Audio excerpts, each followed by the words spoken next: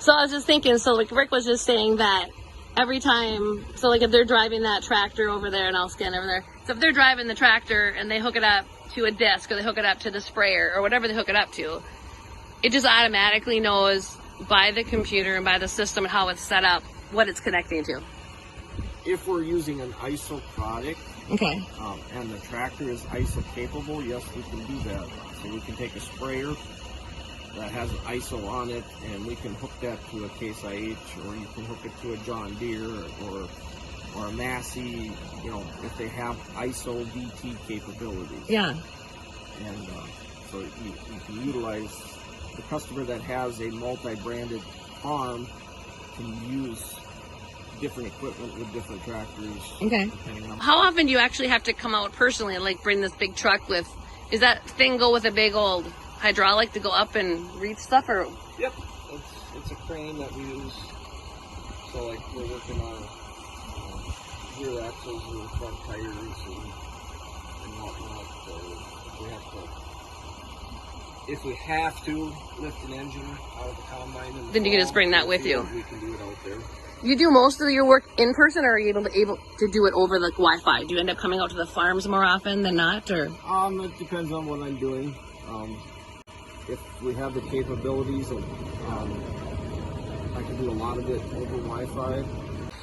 Okay, Trevor, so if I'm showing this to my 4-Hers and just other youth, and many of them grow up on farms, but maybe they're not a big enough farm for them to be able to actually continue to farm, what might draw them to a career kind of like what you're doing? Like what kind of interest might they need to have to want to go this way, or what do you like about your job? Oh, I like all aspects of my job. You know, I like the mechanical, technical side. I like problem solving. Mm-hmm. So I mean, that's really what drew me in, is more problem solving on my side. And I like the technical advances that we have made. You know, so I mean, there's many aspects to it.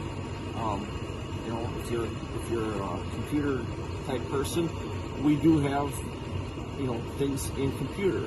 You have people back at your office that's all they do is the computer part, and then you're more the hands-on meeting with people type. So there's different areas within it. Yeah, like on the AFS side or the GPS side, you know, I'm pretty much the go-to guy right now. Mm-hmm. So, and we're trying to teach younger guys some of those aspects because the business is growing so much. That it's always changing. You can't have just one person technically doing it, you know.